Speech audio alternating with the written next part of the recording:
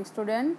In the previous video, we had started our chapter Deep Water by William Douglas, and we had read this line: I landed in a sitting position, swallowed water, and went at once to the bottom.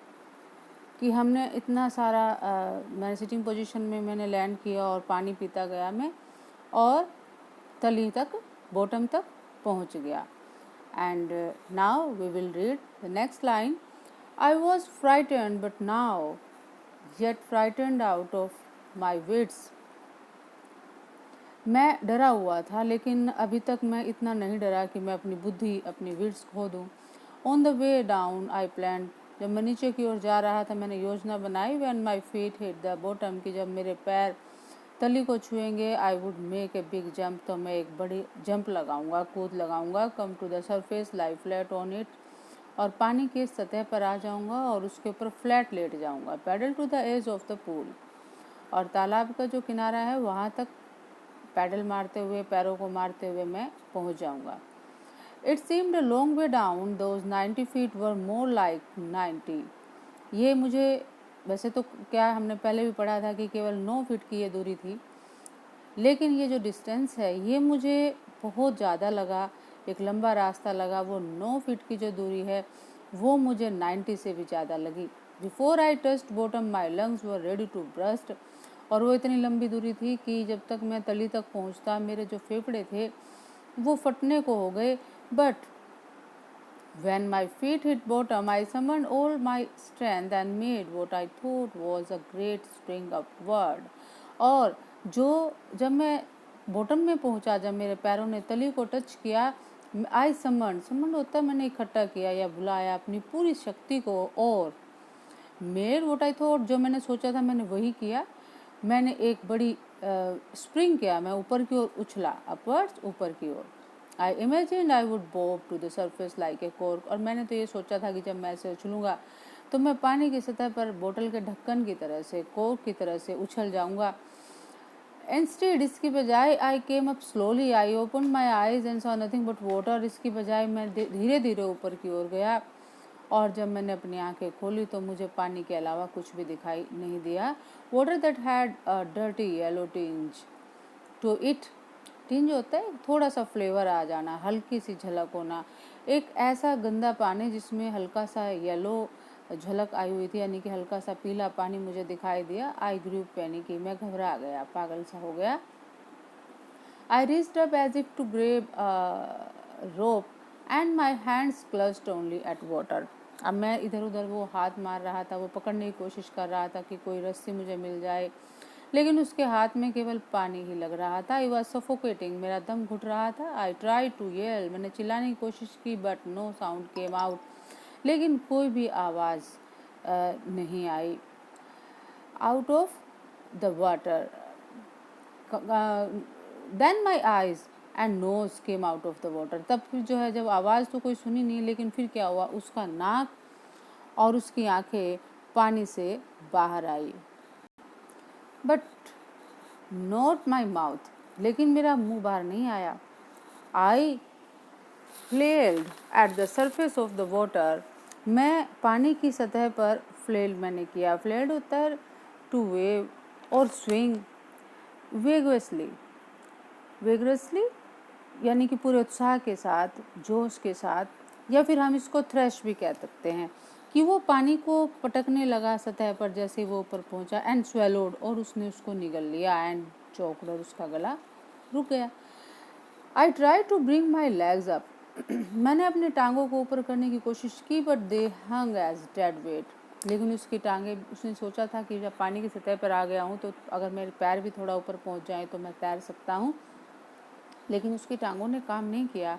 वो बिल्कुल मृत भार की तरह से, जैसे मरा हुआ वेट, उसकी टांग ऐसे लटक गई. एंड पैरालाइज्ड हो गई, एंड रिजिड, और हार्ड हो गई, कठोर हो गई.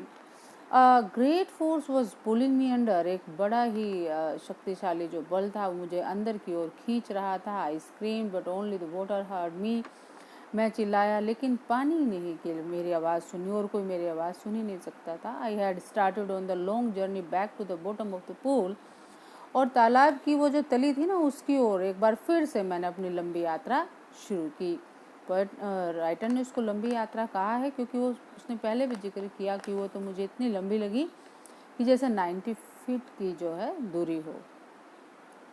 आई struck at the water as I went down, और जब मैं नीचे जा रहा था मैं पानी से संघर्ष कर रहा था, expending my strength as one in a nightmare fights, और बिल्कुल अपनी जो शक्ति है उस अपनी शक्ति को एक तरह से वो बर्बाद कर रहा था, लगा रहा था, और बिल्कुल इस तरह से इन अ नाइटमेयर। नाइटमेयर क्या होता है? रात को हम जो सपना देखते हैं।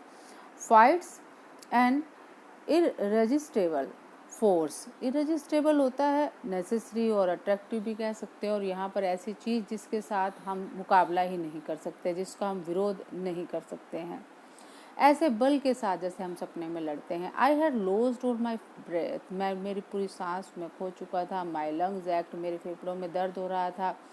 माई हैड थ्रोब्ड, मेरा सिर धड़क रहा था। आई वॉज गेटिंग डिजी, और अब वो डिजी होने लगा, उसको चक्कर आने लगे। But I remember the strategy, लेकिन अब जीने की उसमें इच्छा थी। इतनी बुरी हालत होने के बाद भी उसको अपनी जो योजना थी, जो स्ट्रेटजी थी, वो उसको याद थी। I would swing from the bottom of the pool and come like a cork to the surface, वो इसकी योजना कि मैं जब जैसे ही तली पे पहुंचूंगा वहां से उछलूंगा और कहाँ पर आ जाऊंगा? पानी की सतह पर बोतल के ढक्कन की तरह से एकदम बाहर निकलूंगा। I would lie flat on the water, पानी के ऊपर फ्लैट लेट जाऊंगा, और स्ट्राइक आउट, स्ट्राइक आउट जो अगर स्ट्राइक आउट है तो टूट पड़ना इसका होता है एकदम से, लेकिन यहाँ पर क्या है कि एकदम से तैरूंगा। और अगर स्ट्राइक फोर होता है तो किसी चीज़ की ओर बढ़ने से मतलब होता है। विद माई आर्म्स, अपनी बाजू के साथ मैं एकदम से बहुत तेज़ी से संघर्ष करूँगा। And thrust with my legs, अपने पैरों के साथ पटकूँगा। And then I would get to the edge of the pool and be safe, और फिर इस तरह से मैं तालाब के किनारे तक पहुँच जाऊँगा और मैं सुरक्षित हो जाऊँगा। स्ट्राइक टूवर्ड्स अगर होता है ना, उसका सीधा सीधा मतलब तैरना ही होता है। आई वेंट डाउन डाउन एंडलेसली, मैं नीचे जाता गया और एंड ही नहीं आया। आई ओपन माई आइज, मैंने अपनी आंखें खोली। Nothing but water with a yellow glow, और मुझे कुछ भी नहीं दिखा, वही हल्की सी पीले रंग की चमक वाला पानी, dark water that one could not see through, एक इतना गहरा पानी था कि उसमें से कोई कुछ देख ही नहीं सकता था। And then sheer stark terror seized me, अब एक बहुत ही भयानक, शेयर होता है एक रियल, एक बिल्कुल वास्तविक हम जिसे कह सकते हैं, और स्टार्क हार्ड कठोर, टेरर डर, और सीज्ड जकड़ लेना। अब एक भयानक डर ने मुझे जकड़ लिया। Terror that knows no understanding, ऐसा डर जिसमें कोई भी समझ नहीं है। बेटे इसमें इतने सारे मीनिंग्स हैं, बिल्कुल नए नए वर्ड्स हैं, आप इनको ध्यान से करेंगे, इन वर्ड मीनिंग्स को अपनी कॉपी में नोट भी करेंगे और इन्हें लर्न भी करेंगे, ये आपके आगे भी काम आएंगे कॉम्पिटिशन्स में भी। Terror that knows no control, ऐसा डर जिसमें कोई कंट्रोल नहीं होता है, कोई नियंत्रण नहीं रहता है। Terror that no one can understand who has not experienced it, ऐसा डर जिसको कोई भी व्यक्ति समझ नहीं सकता, ऐसा व्यक्ति जिसने इसको अनुभव न किया, यानी कि जो इस डर में से निकला है ना, इस डर को वही समझ सकता है कि मैं उस समय कितना डरा हुआ था। I was shrinking under water, अब मैं पानी के नीचे चिल्ला रहा था। I was paralysed under water, मैं पैरालाइज्ड हो गया पानी के नीचे। स्टिफ रिजिड विद फियर, इनका दोनों का ही मतलब वैसे हार्ड होता है, सख्त कठोर हो गया मैं, कैसे? डर से। Even the screams in my throat were frozen, यहाँ तक कि जो मैं चिल्लाना चाहता था, चिल्लाने की आवाज़ भी मेरे गले में जम गई थी। Only my heart and the pounding in my head, केवल मेरे दिल और मेरा जो सिर है उसमें जो धड़कने की आवाज़ थी वही मुझसे कह रही थी that I was still alive, कि मैं भी जिंदा था। यानी कि उसके हाथ पैर कोई काम नहीं कर रहे थे, लेकिन उसको अपनी धड़कन सुनाई दे रही थी, सिर में भी उसको एहसास था कि हाँ मैं जिंदा हूँ। देखो राइटर ने अपनी सिचुएशन को बिल्कुल इस तरह से एक्सप्लेन किया है कि जो रीडर है वो उसको एक्सपीरियंस कर सकता है, वो अच्छे से समझ सकता है कि उसकी क्या हालत हो रही है। And then in the midst of the terror came a touch of reason, तभी इस डर के बीचों बीच मुझे एक तर्क सूझा। I must remember to jump when I hit to bottom. मुझे याद रखना होगा जब भी मैं तली पर पहुंचूंगा कि मुझे जो है जंप लगानी है। एट लास्ट अंततः I felt the tiles under me. मैंने टाइल्स को अपने नीचे महसूस किया। My toes reached out as if to grab it. और मेरे पैर उस तक पहुँचे, टाइल्स तक, जैसे कि वो उसको पकड़ना चाहते हैं। And I jumped up with everything I had.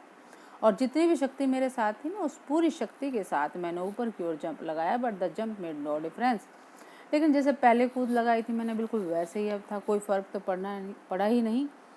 The water was still around me. अभी भी पानी मेरे चारों ओर था। I looked for ropes, ladders, water wings, nothing but water. मैंने हर चीज़ को ढूंढने की कोशिश की, रस्सी, सीढ़ी, वाटर विंग्स, लेकिन कुछ भी नहीं मिला। केवल पानी ही पानी मुझे मिला। A mass of yellow water held me. एक पीले रंग के पानी का एक आवरण था, उसने मुझे चारों ओर से जकड़ लिया था। Stark terror took an even deeper hold on me. और इस कठोर जो डर था, इसने मेरे ऊपर और भी अपना अब होल्ड बना लिया। Like a great charge of electricity. जैसे इलेक्ट्रिसिटी का एक बड़ा झटका होता है, उसकी तरह से। आई शोक एंड ट्रेम्बल्ड विद फाइट। मैं हिला और डर से कांप उठा। My arms would not move. मेरी बाजू हिल नहीं रही थी। My legs would not move. मेरी टांगे भी नहीं हिल रही थी। I try to call for help. मैंने सहायता के लिए चिल्लाने की कोशिश की। टू कॉल फॉर मदर, अपनी माँ को बुलाने की कोशिश की, क्योंकि जब इंसान बहुत ज़्यादा परेशानी में होता है तो माँ को याद करता है। नथिंग हैपेंड, लेकिन कुछ हुआ नहीं।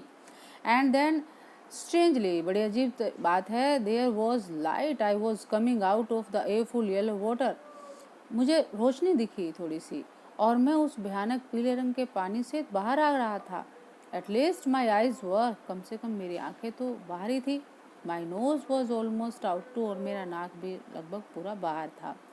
Then I started down a third time. लेकिन फिर से मैंने तीसरी बार जो है जाना नीचे की ओर शुरू किया। I sucked for air and got water. मैंने हवा को अंदर लेना चाहा, लेकिन क्या प्राप्त किया? पानी को प्राप्त किया। The yellowish light was going out. और वो पीली रोशनी जो है वो चली गई थी। Then all effort ceased. अब सीज्ड होता है एंड होना, समाप्त होना। अब सारे प्रयत्न मेरे खत्म हो गए थे। आई रिलैक्स्ड। अब मैं रिलैक्स हो गया। अब जब वो कुछ कर ही नहीं पा रहा था पूरी कोशिश करने के बाद, अब उसने सोचा कि कुछ नहीं होना, अब तुझे मरना है। अब वो रिलैक्स हो गया। इवन माई लेग्स फेल्ट लीम। अब मेरे पैर भी जो है शिथिल पड़ गए, काम नहीं कर रहे थे। अब blackness swept over my brain. और एक कालापन जो है मेरे दिमाग पर छा गया। It's wiped out my fear, wiped out fear. और उसने, किसने?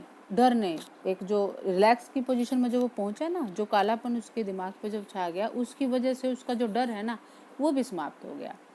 Wiped out terror. और जो एक बहुत अत्यधिक आतंक उसके अंदर मचा हुआ था, बेचैनी जो थी या डर ही कह लो, वो भी खत्म हो गया। There was no more panic. अब वो घबरा भी नहीं रहा था। It was quiet and peaceful. सब कुछ शांत था, बिल्कुल शांत। Nothing to be afraid of, कुछ डरने की बात ही नहीं थी। This is nice. अब ये वो अब उसको अच्छा लग रहा था पहले से, क्योंकि अब उसने सब सोच लिया, मरना तो है ही, सब सारी कोशिश बेकार। अब उसको मतलब दर्द पहले से कम हो रहा था, दिक्कत कम हो रही थी। अब वो उसने हथियार अपने डाल दिए थे, सरेंडर कर दिया था एक तरह से। और this is nice to be drowsy. Drowsy मतलब स्लीपी हो जाना। अब वो सोचता है कि अच्छा है, अच्छा लग रहा था उसको, क्योंकि अब वो स्लीपी हो रहा था। टू गो टू स्लीप, सोने की कोशिश कर रहा था, आलस में हो रहा था। नो नीड टू जंप, उसको कूद लगाने की जरूरत ही नहीं थी। टू टायर्ड टू जंप, और वैसे भी इतना वो थका हुआ था कि वो जंप लगा ही नहीं सकता था। It's nice to be carried gently to float along in space. अब वो कह रहा है कि अच्छा था कि हाथ पैर मारने की बजाय बिल्कुल आराम से मैं ऐसे फ्लोट कर रहा था जैसे उसमें अंतरिक्ष में इंसान करता है। बिल्कुल धीमे धीमे वो नीचे की ओर जा रहा था। Tender arms around me. अब उसको ऐसा लगा जैसे कोमल बाजुएं मेरे ओर आ गई। टेंडर आर्म्स लाइक मदर्स नाव। बिल्कुल ऐसी बाजुएं जैसी माँ की होती हैं। अब वो उसको वो थोड़ा सा आध्यात्मिक जो स्थिति में चला गया। अब उसने हथियार डाल दिया। वो सोच रहा था मरना तो है ही, और वो अपनी माँ को भी याद कर रहा था। Now I must go to sleep. और वो सोच रहा था कि अब मुझे सो जाना चाहिए। I cross to oblivion.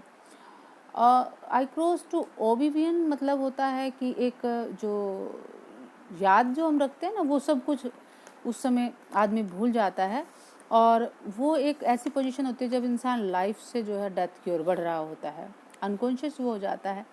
और ओबिवियन को हम कह सकते हैं स्टेट ऑफ फॉरगेटिंग कम्प्लीटली। अब वो सब कुछ भूल चुका था, and the curtain of life fail, और उसके जीवन का जो पर्दा है अब वो गिर चुका था। That's it for today, students, and we will continue our chapter in the next video. Goodbye.